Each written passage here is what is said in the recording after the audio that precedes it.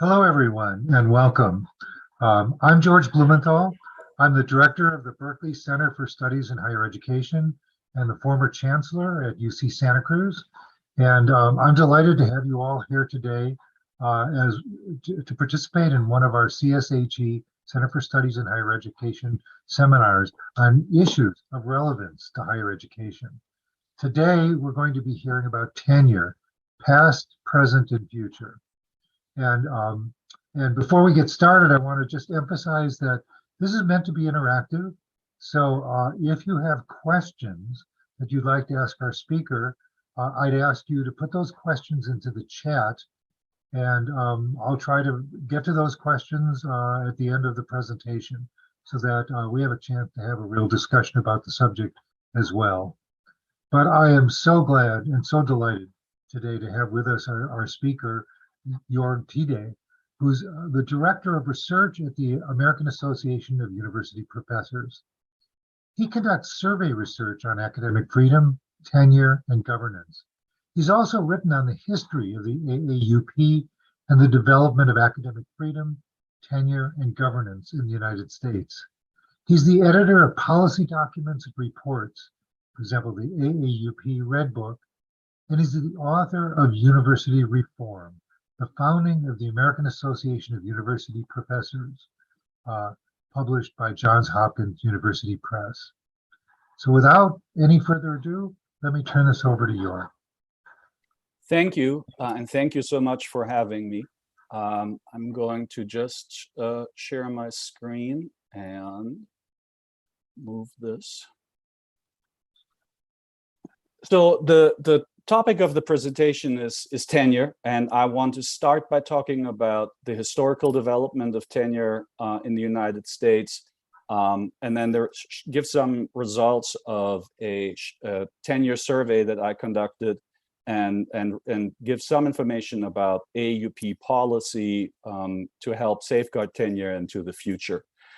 And so to start first with some thoughts on the creation of the modern tenure system in the United States. One of the aspects of the history of tenure that I think is very underappreciated is that the conception of tenure that the 1940 Statement of Principles on Academic Freedom and Tenure put forward was a response to the academic labor market of the Great Depression. And that academic labor market had a large percentage of faculty members in positions ineligible for tenure with little prospect for advancement, which is, of course, a situation that we have again in the academic labor market of today. The central feature of the 1940 statement is a conception of tenure that separates tenure from rank. And I will say a little bit more about this in a moment. And it introduced the idea that tenure would be acquired automatically after the expiration of the probationary period. And even though the 1940 statement, which was formulated by the AAUP and the AAC&U, it's included in many faculty handbooks, its vision of that new tenure system, although parts of that are in fact practiced, not all of it has achieved widespread acceptance. In particular, the idea of the automatic acquisition of tenure after the expiration of the probationary period did not find widespread acceptance. And instead, what has happened over the last 80 years is that the status quo ante has been recreated. Again, a large number of full-time faculty members, not to speak of part-time faculty members, but also a large number of full-time faculty members who are now on so-called non-tenure track or contingent appointments, serve indefinitely without the protections of tenure. And that is precisely what the 1940 statement sought to end. Moreover, tenure has become identified with research. I think it's fair to say that at this point, institutions that report that they have a tenure system primarily mean by that a system of regular review at the end of which at many institutions primarily research is assessed.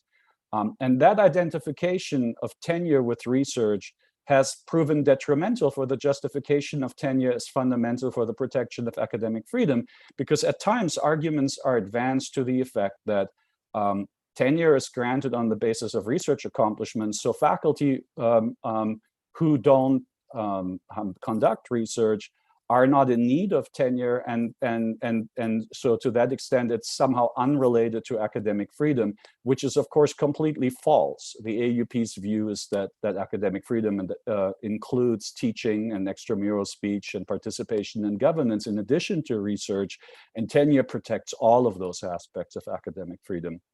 I'm going to present some findings of a recent survey of tenure practices and give an overview of relevant AAUP recommendations intended to safeguard the institution of tenure in the future. So regarding the academic labor market during the Great Depression, at that time, tenure was tied to rank, and particularly to the rank of full professor. And that was a problem was recognized by AAUP President Anton Carlson in his speech in 1938 to the AAUP's annual meeting, when he said that when we remember that a man and a woman usually have reached the age of 40 or 45 before the rank of full professor in the university is attained, it seems clear that unless tenure under reasonable safeguards is extended to the lower ranks in the faculty, the principle of tenure as basic to academic freedom becomes a mockery and a delusion. I can ascribe no other meaning to the procedure under which an instructor, assistant professor, and associate professor labors in the university for half or nearly half of his university life without enjoying the element of tenure, which is necessary for that freedom, necessary for the highest attainment in his teaching and his research. So at that time, tenure was generally only tied to being a full professor. Instructors, assistant professors, and associate professors at many institutions could serve indefinitely in those ranks and would only be granted tenure if a vacancy occurred at the rank of full professor to which they could then be appointed. If they were, spending their entire careers as assistant or associate professors at the university, they would never have tenure in those roles. And while that system was accepted, in particular during the 1920s, when some initial policy formation by the AAUP and the AAC&U and others was done, once the Great Depression hit, this became a real problem. And so this is a picture of the composition of the faculty by rank, instructor being the rank at that time, as opposed to assistant professor, where initial appointments were made. So the career of a faculty member started at the rank of instructor rather than assistant professor. And what you see here is that in 1920, the dark blue full professors made up, somewhere around 45% of the professoriate. The 1920s were a period of significant enlargement of US higher education students and faculty members. Their numbers increased significantly. But as you can see, a faculty member looking at the situation in 1930 would say, similarly to some of us today, that there had been a large increase in contingency because the percent of full professors, the only faculty members generally entitled to tenure protection, had decreased from over 40% to around 30 or so percent. And the percentage of instructors, assistant professor and associate professors, ranks generally not eligible for tenure, had increased. Now we're in 1930. The Great Depression started around that time. It didn't really hit higher education until 1932 or so. But notice that by 1935, the composition had generally just stayed the same. That is, faculty members had generally been stuck in their respective ranks. So whereas today you would expect, if one rank at an institution, say, makes up a very large percentage, these people would, over some period of time, become promoted, and there would be a change because of rates of promotion. During the Great Depression, that was frozen. People were stuck in positions ineligible for tenure, and that was creating significant unrest among faculty during the Great Depression, and actually some early unionization efforts in the United States date to that time. And what developed as a result of that unrest, as well as some very high-profile academic freedom cases during the 1930s, was a new idea of how tenure should be acquired. Rather than through promotion to full professor, the idea was emerging during the Great Depression that tenure should be acquired differently. And Henry Wriston, who was one of the representatives of the AAC&U who negotiated with the AAUP the 1940 statement, wrote in a letter about some of these cases, which I'll talk about in more detail, and what was happening to the idea of tenure. So he wrote that the famous Walsh-Sweezy case at Harvard, which I'll talk about in a moment, was precisely like dozens and dozens of previous cases which had never attracted the slightest attention. The Davis case at Yale, which I'll also mention in a moment, was the case of a discontinued appointment of a man on limited tenure. So it was a non-reappointment of a faculty member who was in a rank ineligible for tenure. But Wriston was observing that a new theory, which I call the acquisition of tenure by adverse possession, has gained currency during the last 7 or 8 years. The man's equity in his job, which arises because of continuing appointment, which arises because his salary was increased or his rank was changed, that is a new feature which has given rise to great sensitiveness. Now, adverse possession is a legal concept that refers to the acquisition of property, often land, by occupying that land. So an example of that is building a fence on your neighbor's property. If some period of time passes and your neighbor does not claim that land, in many states there are laws that would then grant you by adverse possession that property. And the idea is that while previously tenure was supposed to be explicitly granted through a promotion, there was, during the Great Depression, the idea arose that tenure should simply be obtained by virtue of being in a position for a sufficiently long period of time. So Wriston mentioned the Davis case, which was probably the most famous cause célèbre of the Great Depression. Jerome Davis was a sociologist who had an appointment in the Divinity School at Yale as an associate professor. And after 12 years, he was informed of his non-reappointment. And it was generally assumed that this was because of Davis's radical politics. His case, again, he was an associate professor. And so at that time, Yale did not grant tenure to associate professors. It was viewed simply as a non-reappointment. It changed the view of the AAUP how tenure should be granted. And so this is in fact what the 1940 statement says. And many of you have probably read this and have not read it in the context of the idea of tenure by adverse possession. So what the 1940 statement actually says is that after the expiration of a probationary period, teachers or investigators should have permanent or continuous tenure. Notice that this does not say that after the administration or the board have affirmatively granted tenure. It's saying that after the probationary period has expired, teachers or investigators should have permanent or continuous tenure. And it says that contrary to the practices of the time, which meant that you had to be promoted to a full professor, the second bullet says that beginning with appointment to the rank of full-time instructor or a higher rank,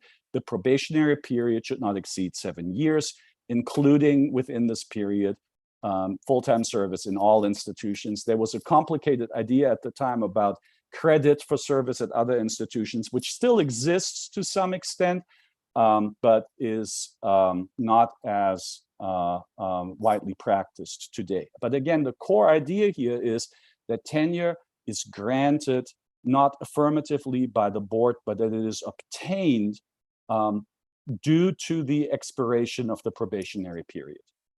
Yet at the same time, the other case that Wriston mentions was the Walsh-Sweezy case at Harvard. Walsh and Sweezy were the only two Marxist economists in Harvard's economics department. When they were informed of their non-reappointment, again, there were questions raised to what extent this had been politically motivated. In response to that case, President Conant of Harvard appointed a faculty committee that created the first formal up or out tenure system, but it was a tenure system that still tied tenure to promotion in rank, but it put a time limit on when faculty members would be evaluated as to whether they should be promoted in rank and therefore obtain tenure. And Harvard strongly opposed the tenure system promoted by the AAUP.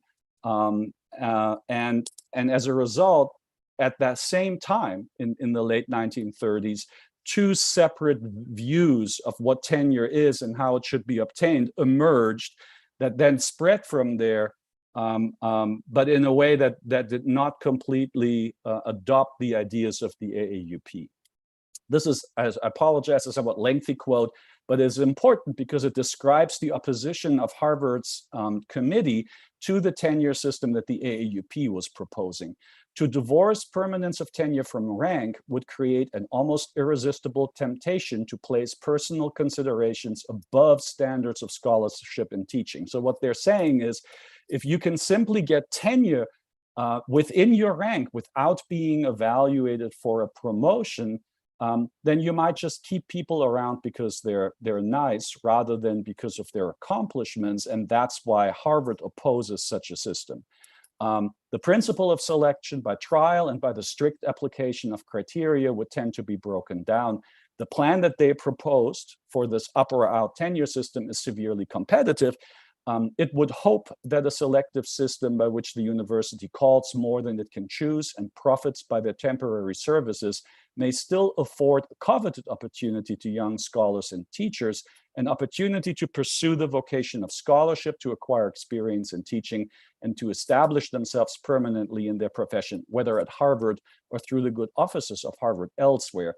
But as certainly representatives of the AAUP observed at the time, it's one thing for Harvard to adopt a system like this, for certainly faculty members who may not obtain tenure are more likely than to find an alternative appointment. If such a system were to become universal, it could have quite negative repercussions on the granting of tenure, which is, of course, ultimately what happened. And so, again, as I said in the introduction, over the course then of the following 80 years until today, the tenure system has developed in a way that has recreated what the AAUP sought to eliminate in 1940. And so I will now report on some results of what tenure is like today from an AAUP tenure survey. It's a national survey of chief academic officers at a random sample of four-year institutions. There's more information about the methodology, the response rates, and other things at the link that you see here. It was the first national survey of tenure practices in 18 years.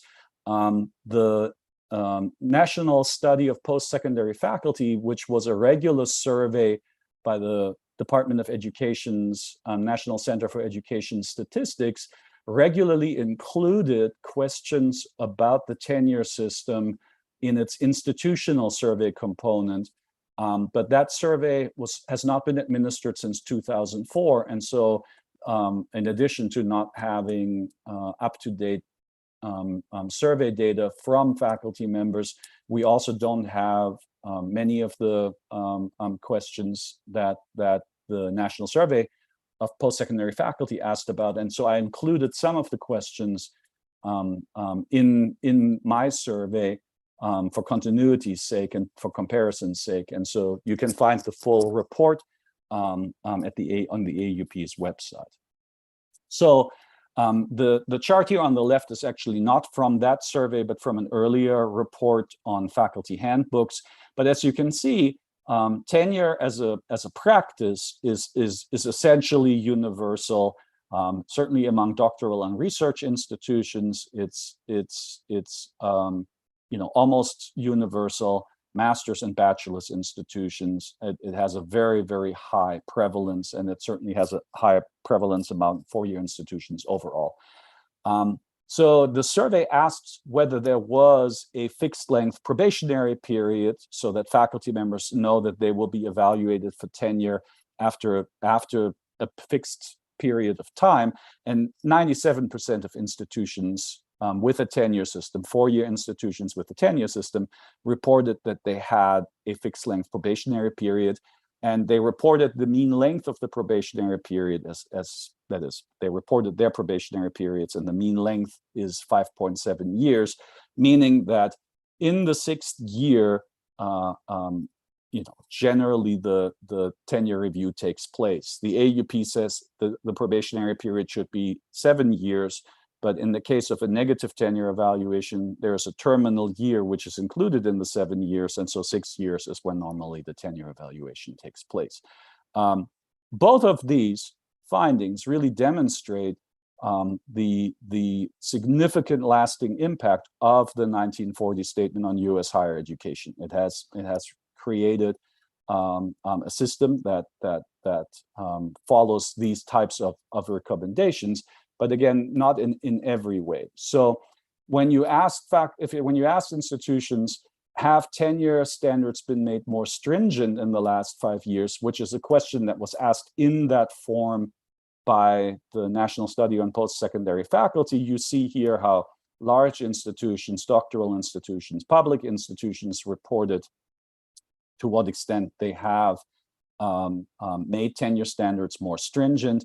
And among those, so, of the 17.6% that reported that tenure standards have been made more stringent, of those 17.6%, 78.9% said that had occurred with respect to research standards, 41% with respect to teaching standards, 24.2% about service standards, and 14% about other standards. And they listed such things as community engagement, student success, collegial relations with the administration, which as a concept, collegiality as a standard for granting tenure is one that the AAUP does not view as a legitimate standard for evaluating faculty members for tenure, and mentoring and advising.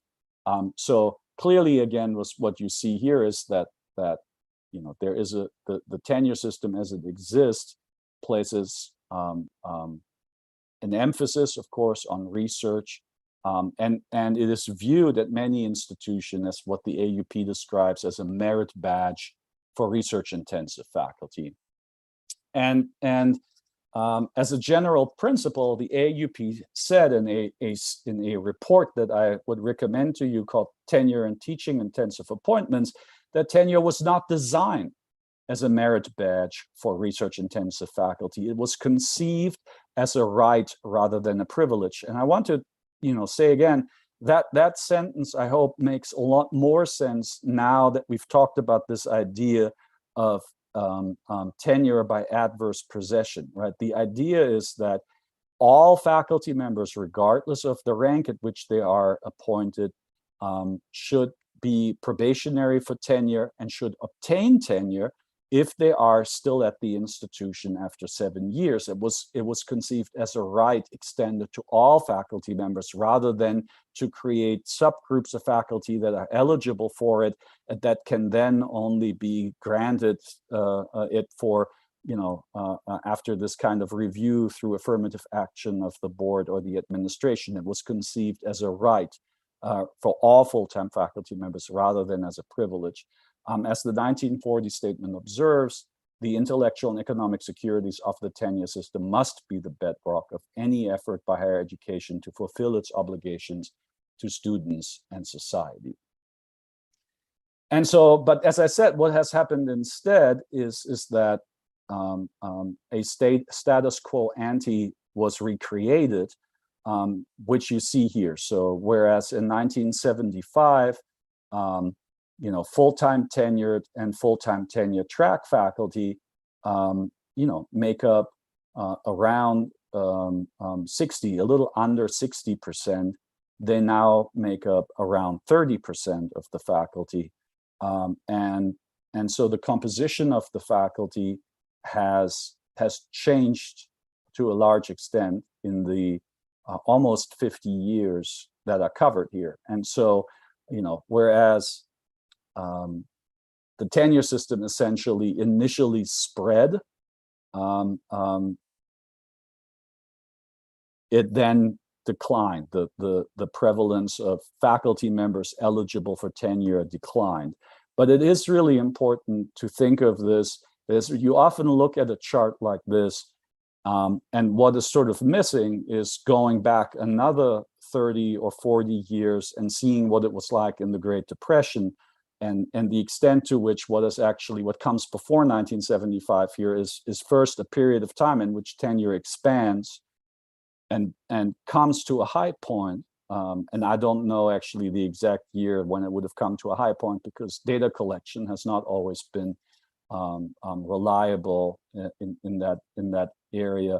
But my best guess would be that at some point in the 60s, it reached a high point.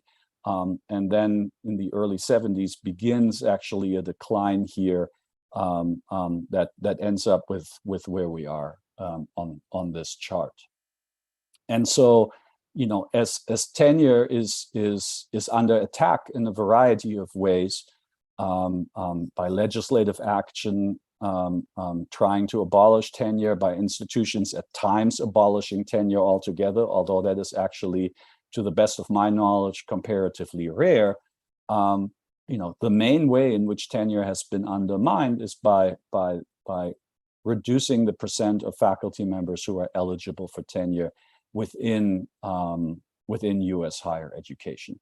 And so the tenure survey asked the question. Again, this was a question that was asked in a particular form, in the form that matched how the question had been asked by the National Center for Education Statistics. Have you replaced tenure lines with contingent appointment in the last 5 years?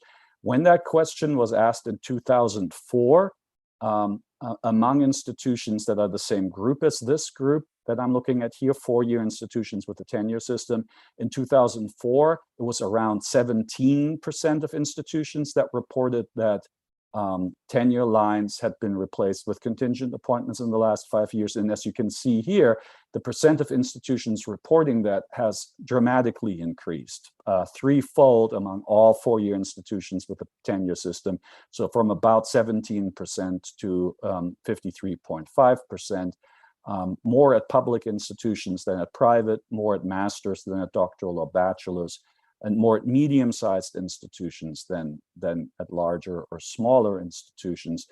There are some caveats about the form of the question. Again, I used that form because that is the way it had been asked on previous surveys. But of course, it's not really a measure of how many tenure lines have been replaced. It's simply asking, have you at all replaced tenure lines when they became vacant? So when a faculty member resigned or retired, did you replace those with contingent appointments? But again, the important thing here is to note that, even given the limitations of that question, it still has increased threefold since 2004. So in 18 years, it has increased threefold, and it is an indication, I would say, primarily of programmatic changes that have happened, in that, in particular programs, positions that are that used to be filled by tenure line faculty are now filled with contingent appointments. These are both full-time or part-time contingent appointments, and the question pooled this. And so in terms of recommendations, I mean, the AAUP takes the position that all full-time faculty members should be eligible for tenure. And so as a best practice is to convert the status of contingent appointments to appointments eligible for tenure with only minor changes in job description. The AAUP recommends in that context as a best practice that part-time positions should also be made eligible for tenure for those faculty members who wish to remain part-time at the institution. But the main recommendation there is to ideally convert part-time appointments to full-time appointments eligible for tenure as a best practice. And again, given the proliferation of contingent appointment will continue if institutions convert select appointments while continuing to hire off the tenure track elsewhere. The report urged that conversion plans include the discontinuance of any new off-track hiring, except where such hires are genuinely for special appointments of brief duration. This is the AUP's recommendation here on extending tenure. And just to stress again, I mean, this term teaching intensive here is also intended to highlight that the identification of tenure with research accomplishments and having contingent appointments be teaching only appointments that are ineligible for tenure is detrimental to our understanding of how tenure protects academic freedom. And so there ought to be the opportunity to have tenured positions that are teaching intensive and not based necessarily on research accomplishments. And there are some institutions now that are introducing tenure stream appointments that are teaching intensive, that some recent reports of that have been in the press and in other forums. And then a whole separate area, and the last section of this presentation, concerns the relationship of diversity, equity, and inclusion and tenure. And so this chart here is based on IPEDS data, so data collected by the National Center of Education Statistics, and it provides information about the composition of the faculty, of full-time faculty, by race and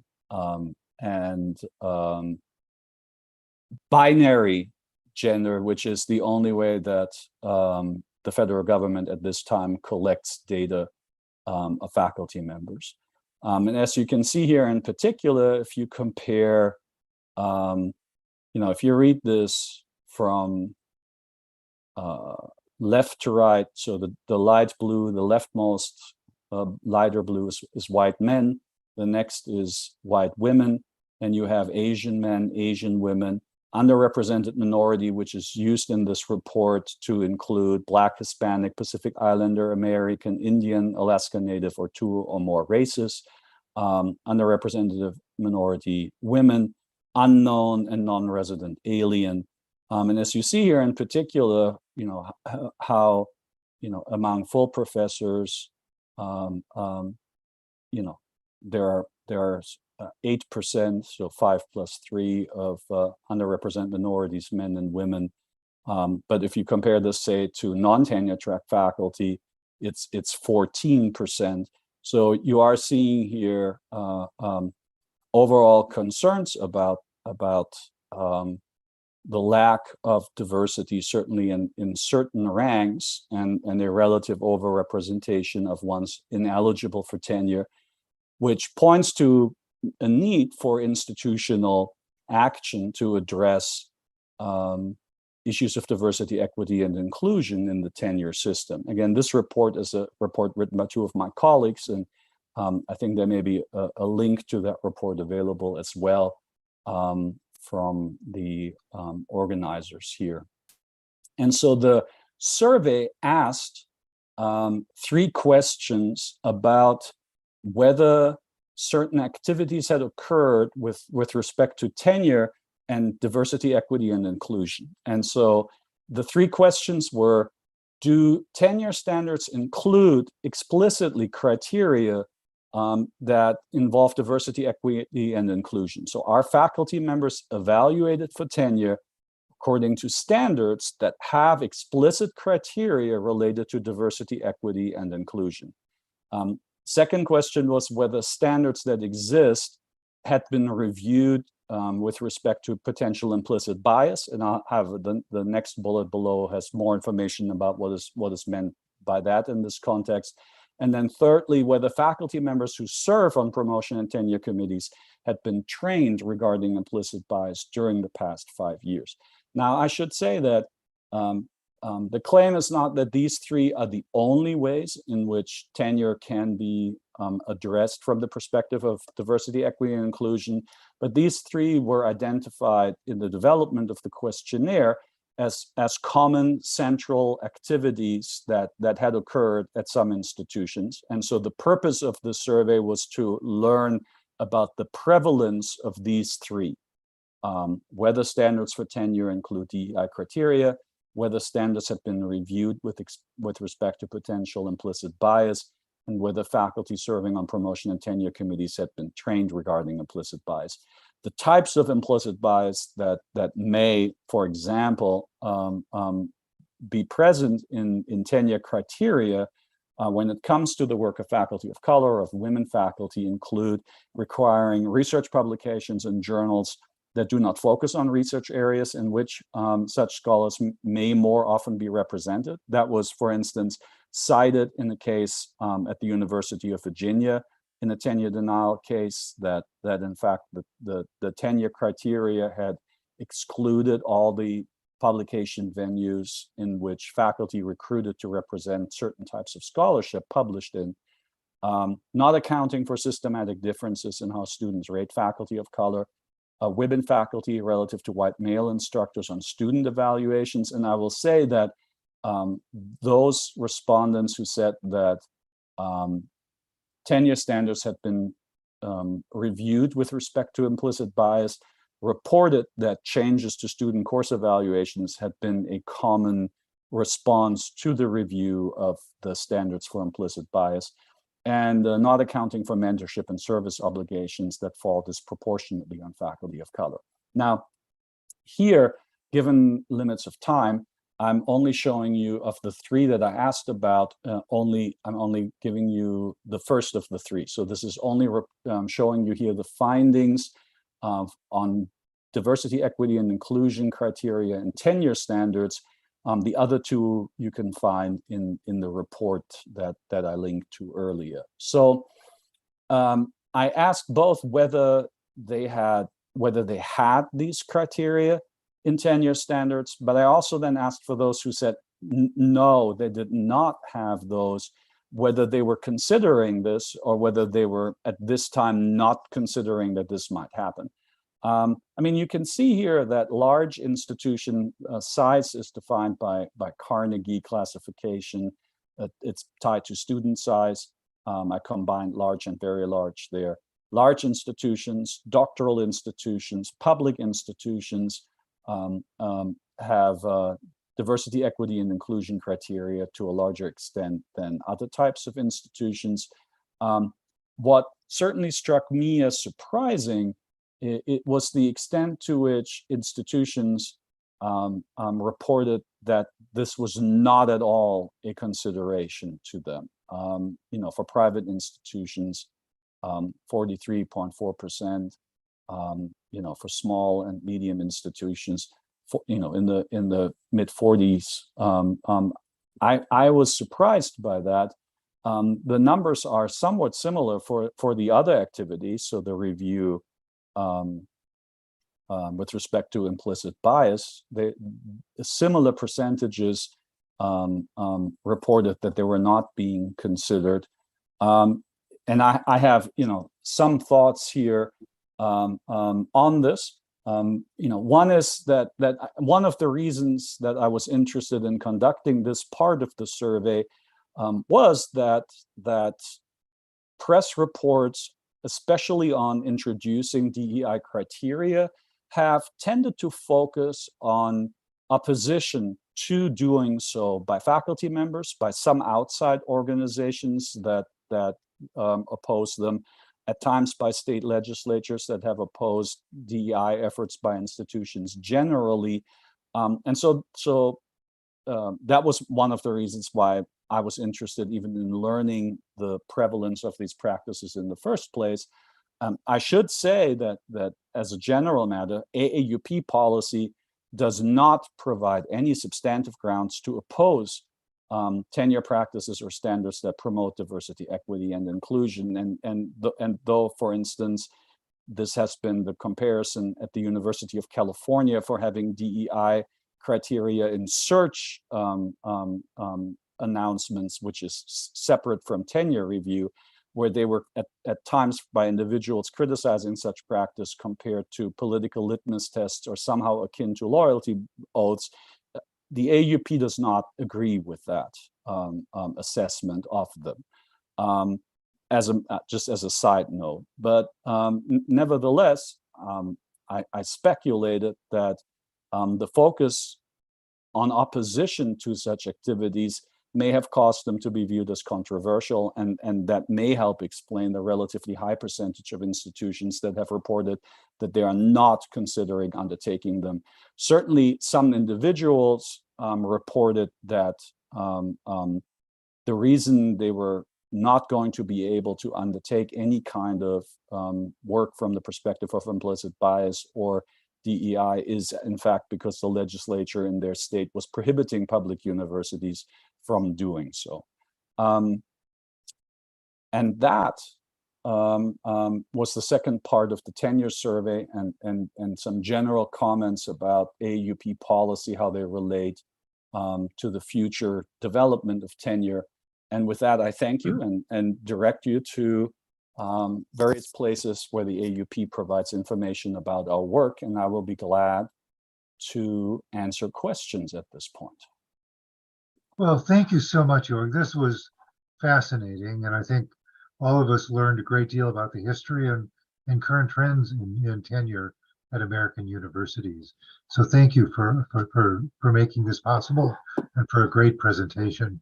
To those of you in the audience, there's still time. If you have questions, please do type them into the chat, and we'll try to get to as many questions as we possibly can. So let me start with a question about tenure and collective bargaining. Many universities now have faculty that are subject to collective bargaining agreements. How have those agreements interfaced with the tenure system? Well, you know, it's hard to generalize across all institutions, of course. At many institutions, questions about tenure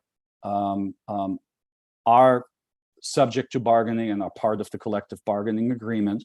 That includes, on the one hand, you know, safeguarding tenure itself. So placing dismissal procedures, which are really, of course, what safeguards tenure as an institution, which is under what conditions can a faculty member's appointment be terminated. Placing that in the collective bargaining agreement is, of course, a way to safeguard tenure that the AAUP views as a very positive way to make sure that these safeguards are in fact enforceable. You know, places where tenure is under threat, you know, may, for instance, either not have proper dismissal procedures that safeguard tenure, or may have them in a form that makes them unenforceable. Having them in the collective bargaining agreement makes sure that they have the force of contract. At some institutions, the actual standards for tenure may in fact be subject to bargaining as well, and maybe in the collective bargaining agreement as well.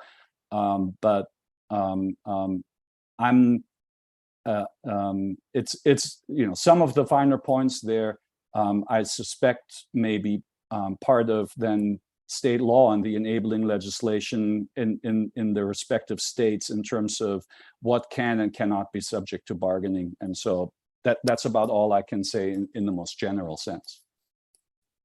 Okay, thank you. We just got a question asking about the extent to which tenure track trends, I presume by that they mean the percentage of tenured versus or tenurable versus contingent faculty. How is that different among discipline types? Are there trends that you see? Unfortunately, that is an area where we're really lacking data. It's the National Survey of Post-Secondary Faculty that, again, I mentioned before, has stopped in 2004. That really was a national survey that had disciplinary data, but there are some local data collections by certain disciplines, but there is really no comprehensive information on this that I'm aware of at this point. Okay, fair enough. Let me ask you a question about tenure and academic freedom, because from the AAUP perspective, there is a strong relationship between the tenure system and the existence of academic freedom. And yet, at many universities, there are instructors or groups of instructors who are not tenured or tenure track faculty who nevertheless are granted academic freedom rights. So at least at those universities, that relationship between tenure and academic freedom rights isn't as close as it might otherwise be. Would you like to comment on that relationship? Sure. I mean, thank you. I mean, that is a question that does come up with some regularity and has ever since the claim was made that you need tenure for the protection of academic freedom, because as soon as you even introduce a probationary period, there are faculty members who for some period of time do not have tenure. I mean, even disregarding faculty members who are ineligible for tenure, if you say that there is a probationary period, then for that period of time, the faculty member doesn't have tenure. So there are a variety of arguments about what that relationship looks like in that case. But let me say first that, of course, anything that you can do to strengthen employment protections, even for tenure ineligible faculty members, ultimately moves that somewhat in the direction of better protecting their academic freedom. But about that relationship, so there is a long-standing argument that, as far as I know, has not been empirically tested, and I'm not sure exactly how one would go about empirically testing it.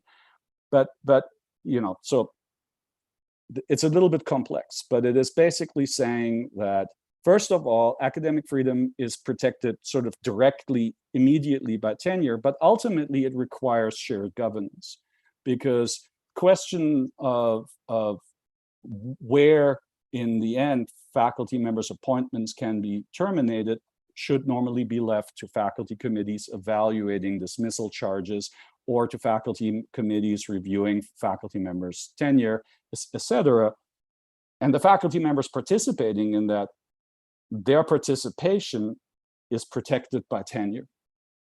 And so there is an argument which is sometimes called the umbrella theory of tenure, and in other places, which now I think has more currency as a term, which is the herd immunity theory of tenure, is that having a significant percentage of tenured faculty members on the campus essentially extends protections outwards. Now, I do think that raises questions about solidarity in certain cases. That raises questions about to what extent tenured faculty members participate in governance.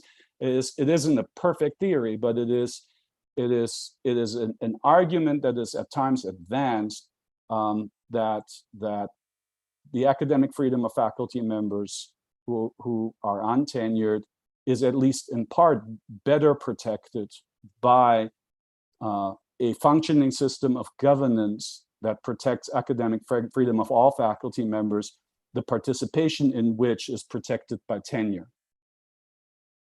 Yeah, no, that's a great answer, actually, and does address the question. Recently, if anyone has been reading the news, we've read about some cases at universities where very outspoken tenured faculty members have been dismissed for ostensibly for reasons other than their outspokenness, being accused of misbehavior. And so there are accusations out there that isn't real, that those are simply excuses for getting rid of faculty who are expressing views that are not popular within the universities in which they are employed. Do you think that that is happening? And what are the protections against such events happening? I mean, I certainly believe that in general that is happening. It is, very difficult to assess from the outside in individual cases if it is happening in a specific case. I mean, I think the only way to guard against that is through a very solid system of academic due process that follows AAUP guidelines for conducting dismissals that give the faculty a significant role, first in assessing whether the charges are of a gravity that warrant even going to a dismissal hearing, and that give faculty primary responsibility for making the determination whether or not in a specific case a faculty member should be dismissed.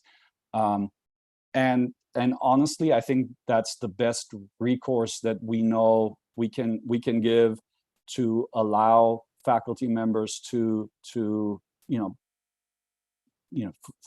for their academic freedom to be protected.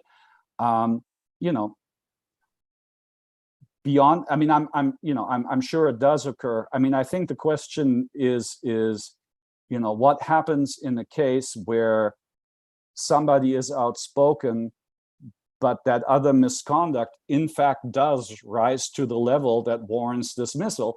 That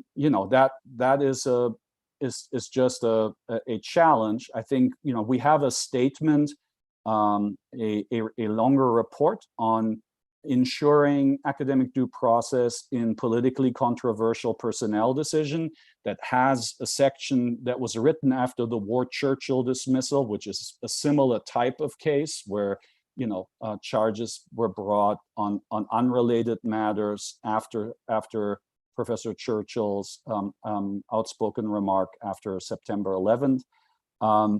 And it has some suggestions on that, and I would recommend that report certainly to anybody serving on the hearing committee who may be in a position to have to assess charges against a faculty member who may be in that situation. Great, thank you. So I'd like to ask you, who should decide tenure? I mean, I think all will agree, and I'm sure that the AAUP agrees, that a part of the process of determining tenure should be faculty review at the departmental level, at a faculty committee level, or basically an academic personnel committee level. But usually those reviews are advisory in nature to a decision maker. And that decision maker could be a dean, could be a vice chancellor, could be a president, could be a board of regents, and could even, in principle, be a legislature who determines whether tenure is there. And it can vary with time. At the University of California, for example, longstanding tradition was that chancellors made tenure decisions, except from the early 70s to the late 70s, because of the so-called Angela Davis rule, the regents took back the power to make a tenure decision until they gave it back to the chancellors in the late 70s. So from your perspective, who should be making these final decisions? Well, I mean, so the AUP's position on that is what is in the Statement on Government of Colleges and Universities, which is a statement that was formulated jointly with the American Council on Education and the Association of Governing Boards, and that gives the faculty primary responsibility for decision-making in certain areas, obviously not in all areas of institutional decision-making, but in certain specific areas. And personnel action, which is called decisions on faculty status, are enumerated in that statement to be an area in which the faculty has primary responsibility. But what that means, primary responsibility for an area, is also specified separately in there. And it means that in those areas, the faculty's recommendation, which in the end is a recommendation to the administration or the board, whatever the case may be, should normally be accepted by the administration or the board, except in rare instances and for compelling reasons, which should be stated in detail. So certainly even in promotion or in tenure cases, it could on occasion happen that there are sound reasons why the administration believes that in a specific case the faculty may have made an error of judgment or some other error and it should be overturned. But if that is a routine matter, if routinely the tenure cases are brought to the administration and routinely they are assessed separately on their merit and decided separately from the faculty's recommendation, that would not be consistent with the AAUP's view on what shared governance is supposed to be. So it's not, I don't think the answer is that who makes decision on tenure is that's a single entity, but it is a complex system in which the faculty's voice should almost all of the time be given the greatest weight and should almost all of the time prevail, but it may on occasion be overturned, but that would have to be very specific and important circumstances that should be explained then to the decision-making or the recommending body that made that recommendation to the administration. That's a good answer. I like that answer very much. So I was about to ask you a question about post-tenure review when we had somebody submit a question about whether or not tenure produces deadwood among senior faculty. So perhaps I can ask about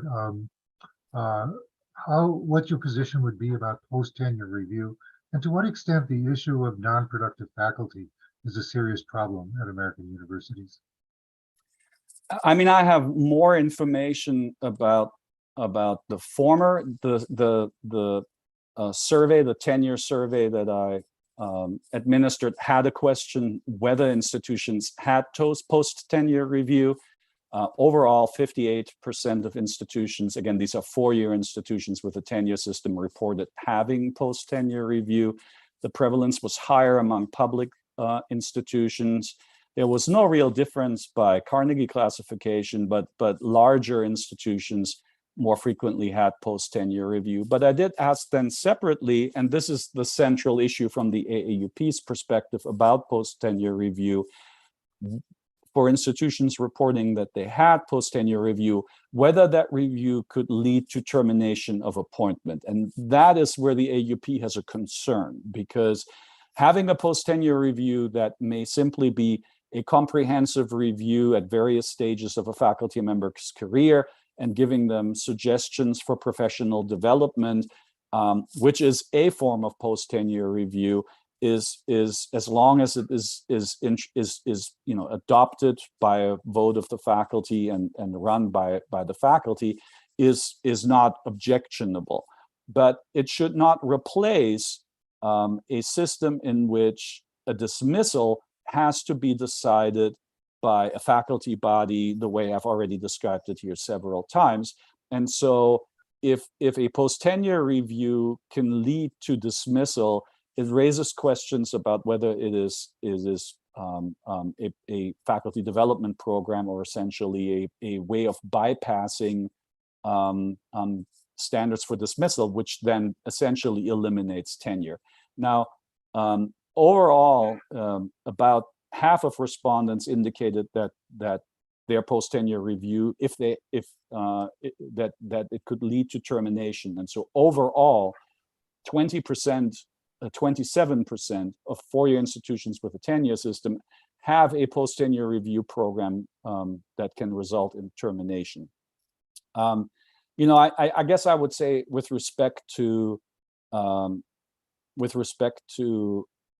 the question of deadwood, I mean, there are some empirical studies on the question, and I know that, for instance, Adriana Kizar, who's at the University of Southern California, who has done a lot of work on faculty careers.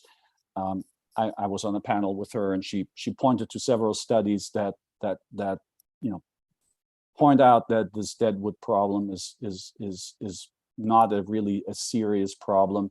I'll defer to her work in that in general, but I would simply say that at an institution where there may in fact be a concern, there are ways of addressing it that are separate from having a system that weakens tenure. That is, there can be professional development opportunities. You know, it can involve, I mean, the promotion system is one way in which faculty productivity can be addressed. There are ways of doing it that do not necessarily involve weakening the institution of tenure, which is necessary for the protection of academic freedom. Great, thank you. That's wonderful. Well, unfortunately, this hour is going by really fast, and I want to thank you, and I would like to thank all of the people who sent in questions as well. Thank you so much. This has been a fascinating discussion of tenure and its role in academia. So thank you so much for joining us today. And for those of you who are watching, thanks for joining. And please join us again for one of our future